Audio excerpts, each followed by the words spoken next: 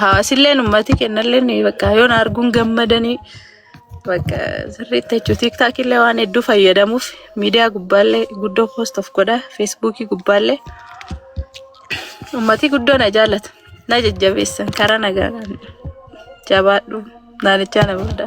Dhugaa jabaadhu sila amma ni jiraami.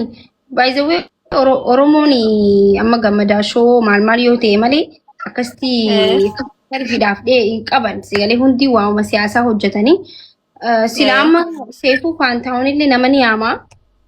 Ijoollee xiqqaafatti dhufseetuma wallistuu yaamee kireeditii kanneen waan if duraaf hojjetu barbaadan illee gaafata sigalee amma dubartii akka teessu akkanaa kanallee sila achirratti illee affeeramuu qabda ture. Waan dandeenyu ni gooname. Maal isin fakkaata guys achirratti sila affeeramtee if duraaf garuu makeeffannoo konkolaachisuu barbaadamoo hojiilee hojjettu hojii biraa waan hojjechuu barbaadu ni jira. Ansila qara fedhiin kiyyaa yoo sila rabbi naa godhe kan caalaa kan lafa odoon ta'in kan gubbaallee konkolaachisuu fedha. Fedhii. Sun keessallee odoo seenee kabaradhee konkolaachista paayiletti gochuun akka dabaa natti tolayyuu garuu am kun nagas cufaadha dikkoo shufurnaan kun dhiiraaf dhiisiti durbaa dhiisi dhiiraafiyyuu akki malee ulfaata dhuga dubbachuuf kan nami beekammoo nama hojjate beeku beeka kan nam shufeeri beek malee nami kaan hin beekudha dhiiraafiyyuu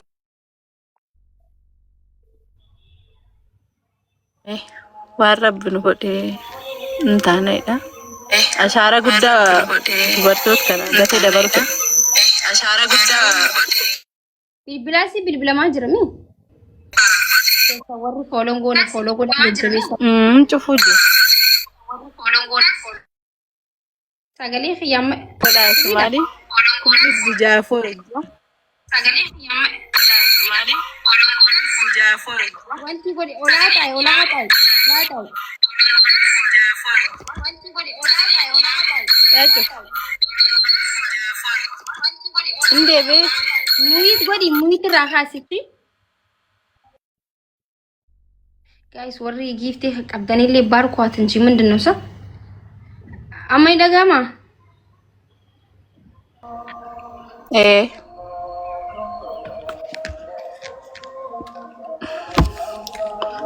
amin dhageessisa akkan dhageetti hojiin konkolaachistuu qofa osoo hin ta'in namoota boorana dhufellee booranallee garsiisuu keessattillee ni hojjettaan dhagee akkami dubbisun. Keessummaa gara dhudhufu inni buudha achiin guddoo keessummeessina hojii akkana keessa. Miis yaabelloo ta'uu qabdaa barsila. Miis yaabelloo hin ta'ee na gochuu mala nama. Oromiyaa qofa osoo hin ta'in kan yaabelloo ta'uu qabdaa just turizimii irrattillee waan akkanaa osoo hojjette osoo gaafattee jiraatte akka Oromiyaattillee biyyoota gagarsiisuu irrattillee hojiilee kana qofa osoo hin ta'in ammaati dubartiidha ganaa waa hedduu si eeggata. Gizee hunda konkolaachisuun kun stiil siifi miti dhiiraafuu hedduu gaarii miti galee ifaan nama dhukkubaa waa hedduu jira. Dubartii yoo taate immoo chaalenjii baay'eetu jira waan ta'eef osoo beeksisa wanti kaampaanii makiinaa faana jiraami. Waan akkasiifaa beeksisa akkasiifaa osoo harkattee miis turizimii bashannana irratti wanti biyyoota agarsiisuu irratti illee osoo hojjatte jee yaaddu qabaan akkas osoo goote. Sirree yaaddan sa'ee sulleen waan guddaadha. Mee ilaalla. Akka biraa gaaffii gaafachuu barbaadde jiraattan koomentii jala kaayaa osoo EBS irratti illee amma seefu faantaawwan biratti dhiyaattee jee abdiin qaba. Achirratti dhiyaattee waan takka takkas jajjabeessuu qabanii just namni keenya jajjabeessuu irratti dilas maraa miti beekte. Akkasee. Jajjabeessuu irratti dilas maraa miti osoo achi dheedhee bareedaadha. Achi osoo dheedhee bareedaan jaa.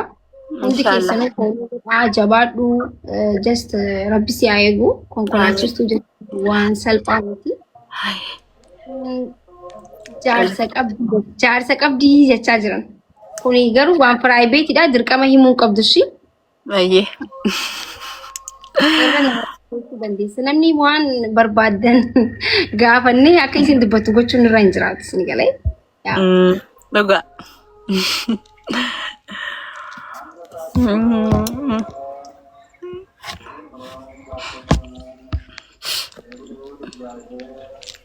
Network.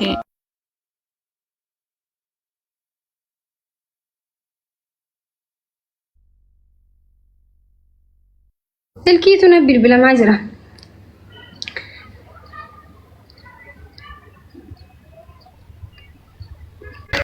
Mute gadhee.